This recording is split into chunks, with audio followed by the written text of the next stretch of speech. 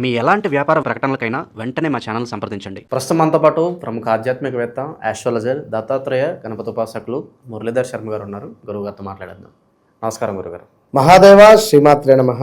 గురుగారు, ఈ కార్తీక అమావాస్యతోటి మనకి సక్సెస్ఫుల్గా కార్తీక మాసం అయితే పూర్తవుతుంది. విశేషంగా ఈ నెల రోజుల పాటు ఎంతోమంది ఎన్నో రకాల పూజలు అభిషేకాలు చేయించుకుంటారు. ఎటువంటి పూజలు చేయని వారు కూడా అట్లీస్ట్ చివరి రోజైనా ఈ కార్తీక అమావాస్య రోజు ఏం చేస్తే బాగుంటుంది, ఏం చేయడం ద్వారా ఈ కార్తీక మాస పుణ్య ఫలితాన్ని వాళ్ళు అందిపుచ్చుకోవచ్చు అంటారు గురు? తప్పకుండా ఇక్కడ మీరు అన్నటువంటి విధంగా అమావాస్యతో కార్తీక మాసం ముగుస్తుంది అని చెప్పడము వాస్తవానికి చెప్తున్నాం, కానీ కొందరికి బాధాకరం. అయ్యో ఇంతలోనే కార్తీక మాసం అయిపోయిందని, మొన్ననే కదా మొదలైంది, ఇంతలోనే అయిపోయిందా అనేటువంటి పరిస్థితి కూడా కలదు. కనుక ఎవరైతే కార్తీక మాసానికి సంబంధించి ఇన్ని రోజులు మేము సరిగ్గా ఈశ్వరుని సేవలో లేము, వాస్తవానికి శివకేశవులకు ఇద్దరికీ కూడా భేదం లేదు అనేటువంటి విధంగా మనకున్నటువంటి ఈ యొక్క మాసము కార్తీక మాసము. ఇట్టి కార్తీక మాసములో తులసి కళ్యాణం కావచ్చును, కార్తీక పౌర్ణమి కావచ్చును, అదేవిధంగా చిలుకు ద్వాదశి కావచ్చును, ఇవన్నీ కూడా ఎంతో అత్యంత అద్భుతమైనటువంటి పౌరాణిక కథలు మనకు అన్నీ చెప్పబడుతూ ఉన్నవి. తులసి కళ్యాణం దేనికి చేయాలి అంటే, ఒక తులసి అమ్మవారు మహాపతివ్రత, జలంధరుడు అనేటువంటి తన యొక్క భర్త చేసినటువంటి ఆ యొక్క తపస్సుకు మెచ్చి వరాన్ని ఇస్తే నేను చనిపోవద్దు అని కోరుకునేటువంటి ఆ యొక్క కోరికకు ఒక మెలికబెట్టి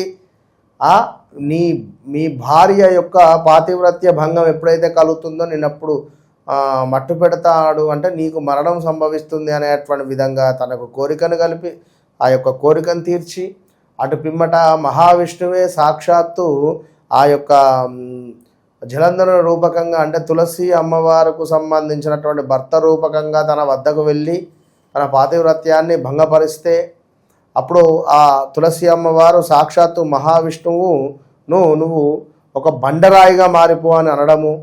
అదేవిధంగా మరి నీవు కూడా నీ యొక్క వెంట్రుకలు కాస్త ఉసిరి కొమ్మల్లాగా తులసి చెట్టులాగా నువ్వు మారిపోగాక అని చెప్పి ఇటు శాపం ఇవ్వడము.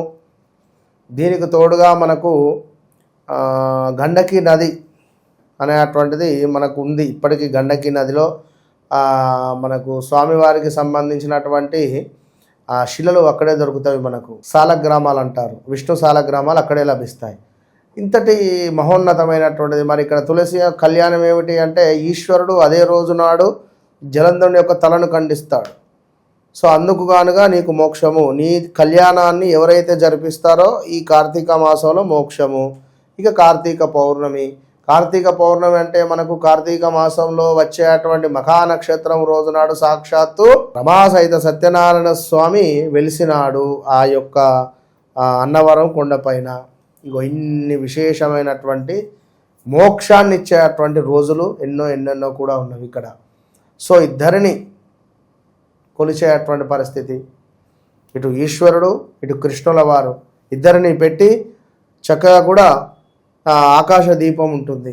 ప్రతిరోజు ఆకాశ దీపం ఈ ఉన్నటువంటి 29-30 రోజులు కూడా కార్తీక మాసంలో ఆకాశ దీపం అని చెప్పి గాలిలో దీపం పెడుతూ ఉంటారు. ఇలాంటివి ఎన్నో.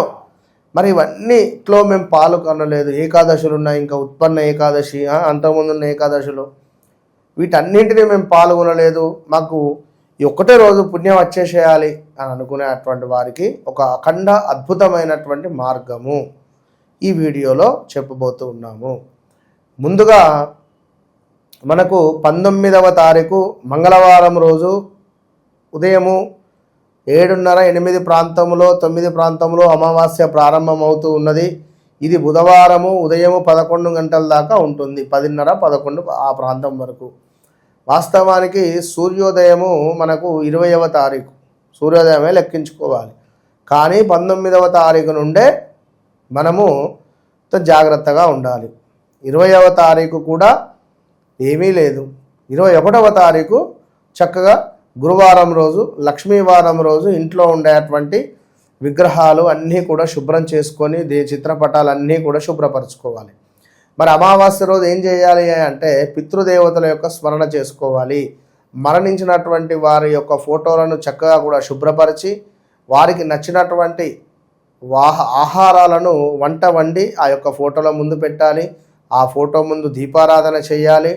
ఇది అపరాహ్నం సమయంలో, అంటే అపరాహ్నం సమయం అంటే 19వ తారీఖే మధ్యాహ్నం సమయంలో 12:30 నుండి 2:30 ప్రాంతం లోపు మీరు చేయాల్సి ఉంటుంది పితృదేవతల యొక్క మోక్షం లభించడానికి.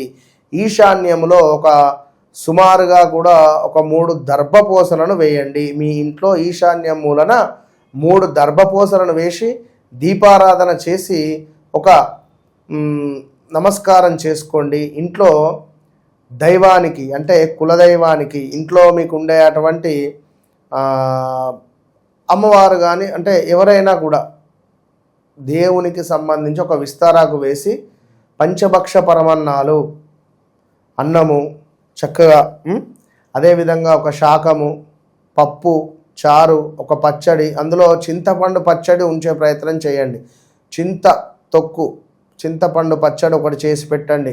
మినప గారెలు చేసి పెట్టండి. అదేవిధంగా వడలను చేసి పెట్టండి. పాయసము చక్కగా చేసి పెట్టండి. ఇవన్నీ కూడా చేసి పెట్టి ఒక చుక్క నెయ్యి వేసి ఆ యొక్క విస్తరాకులో చక్కగా కూడా నమస్కరించుకొని విస్తరాకు ముందు దీపారాధన చేయండి. అదేవిధంగా ఈశాన్య మూలన ఒక దీపారాధన చేయండి. కుదిరితే ఈశాన్య మూలన కొన్ని నువ్వులను, కొన్ని బియ్యం గింజలను, తడిపినటువంటి బియ్యం గింజలను వేసి నమస్కరించుకోండి 12:30 నుంచి 2:30 లోపు. ఇంతే, ఇది ఒక్కటి చేయండి. మీకు అనుకున్నటువంటి పనులు అనుకున్నటువంటి విధంగా ముందుకు వెళుతాయి.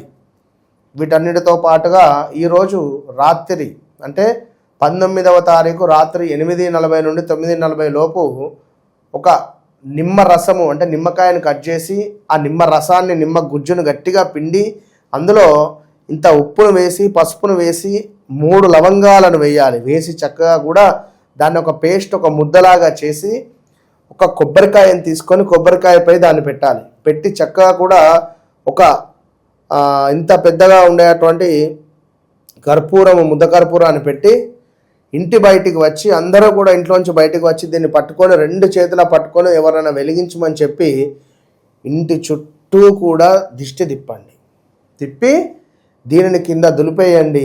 ఈ కొబ్బరికాయను తీసుకువెళ్ళండి 3 బజార్ల వద్ద కానీ 3 కూడల వద్ద కానీ దాన్ని కొట్టండి. ఒకవేళ కొబ్బరికాయ ప్లేస్లో బూడిది గుమ్మడికాయ, రాచ గుమ్మడి కానీ బూడిద గుమ్మడి కానీ ఏది పెట్టినా కూడా మంచిదే.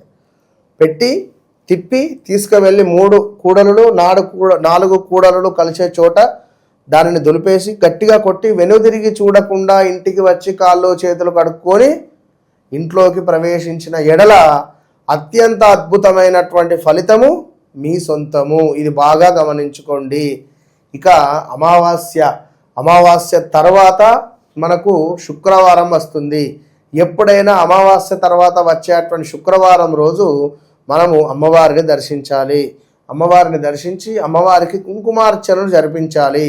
అమ్మవారికి కుంకుమార్చన జరిపించి నిమ్మకాయతో అమ్మవారికి దీపారాధన అంటే నిమ్మకాయను కట్ చేసి ఆ యొక్క దొప్పలను రివర్స్ అని నిమ్మకాయతో దీపారాధన దుర్గా అమ్మవారు కానీ ఈ అమ్మవార్ల వద్ద. ఒకవేళ మహాలక్ష్మి అమ్మవారు అయితే కుంకుమార్చన జరిపించండి. ఒక నిమ్మకాయను అమ్మవారి వద్ద పెట్టండి అంతే. ఇది ఎవరైతే చేస్తారో అమావాస్య తర్వాత వచ్చేటువంటి శుక్రవారము మనకు నెక్స్ట్ డేనే శుక్రవారం వస్తుంది. ఈ రోజు నాడు తప్పకుండా కుంకుమార్చన జరిపించిన ఎడల ఈ నెల రోజులకు సంబంధించినటువంటి ఫలితం మీ ఖాతాలో పడుతుంది. ఇది సత్యము. ఎందుకంటే ఈసారి శుక్రవారం మనకు అమావాస్య ఒకరోజు, ఈ అమావాస్యకు శుక్రవారానికి ఒకటే రోజు తేడా ఉంది కనుక విశేషం. సో ఇంతటి అత్యంత అద్భుతమైనటువంటి ఫలితాలు చేసిన ఎడల ధనపరమైనటువంటిది, నరఘోష, ఉద్యోగపరమైనటువంటి ఆటంకాలు కావచ్చును, ఇవన్నీ కూడా అత్యంత అద్భుతంగా మీకు మారబోతూ ఉన్నవి. ఓవరాల్గా చివరి రోజైన కార్తీక అమావాస్య రోజు ఎటువంటి కార్యక్రమాలు మనం చేసుకుంటే అన్ని విధాలా కలిసి వస్తుందో మీ మాటల ద్వారా అద్భుతంగా వివరించారు. ధన్యవాదాలు. మహాదేవ.